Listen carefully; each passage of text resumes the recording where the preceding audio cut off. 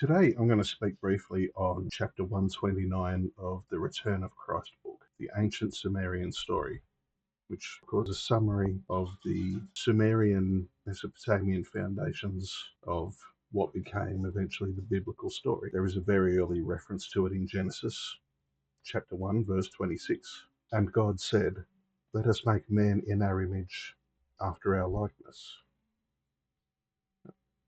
The Anak, which a shortened term for the Anunnaki, of whom the Nephilim were direct descendants, the sons of God. The brothers Enlil and Enki, sons of Anu, were key figures in the development of mankind throughout history. Interestingly, Anu in Hebrew means we, as in plural. Deuteronomy chapter 9 verse 2, a people great and tall, the sons of the Anakim, whom thou knowest, and of whom thou hast heard say, who can stand before the sons of Anak? The following is told from the point of view of Enlil. Enki, though brilliant, was a spoiled child, jealous of his brother Enlil, and wanting a kingdom of his own. When Nibiru was faced with the crisis of loss of atmosphere, and the Anunnaki decided to mine gold here on Earth to reseed their atmosphere, Enki saw it as an opportunity to grab power.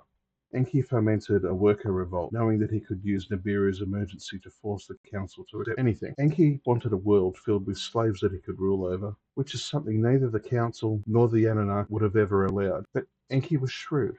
He convinced the council that Nibiru would die if the gold-seeded atmospheric shield was delayed. He convinced them that the workers would not return to duty and were following his orders since he was in charge of the mining operation.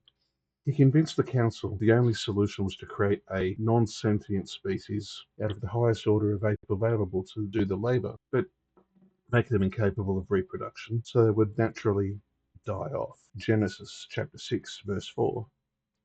The Nephilim were in the earth in those days, and also after that, when the sons of God came unto the daughters of men, and they bare children to them, the same were the mighty men that were of old, the men of renown. The council saw no alternative, so they reluctantly and conditionally agreed.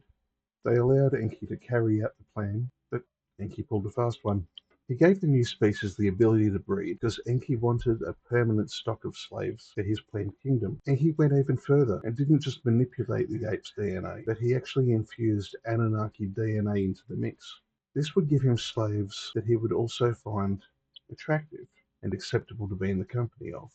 Enki did this both in the laboratory and also by allowing his loyal striking workers to inseminate the females he created, which led to the Nephilim. When Lord Anu and his son, Lord Enlil, learned of this treachery, Enlil was sent to Earth to correct his brother's sin against the universe, which, in the moral code of the Anunnaki, such a creation was the embodiment of sin, original sin, as it were. Enlil, who we now know as Lord Rael, took over on Earth and brought Enki to justice, but it was too late. Enki had created several abominable and potentially dangerous seed lines, all without an Anunnaki spirit and without Anunnaki morals and virtues. These were savage slaves that resembled the Anunnaki but were violent beasts. We read in Numbers chapter 13 verse 33, and there we saw the Nephilim, the sons of Anak, who come of the Nephilim, and we were in our own sight as grasshoppers, and so we were in their sight. The council decided that such an abomination must never be allowed to progress, because there would be a cancerous infestation to the universe, and a danger to any other species they encountered. But because of Anunnaki morals, the genocide of a related race was nearly unthinkable. They decided to let a natural event destroy this abomination. They knew that Nibiru's next close pass by Earth would cause massive flooding, wiping out the abomination.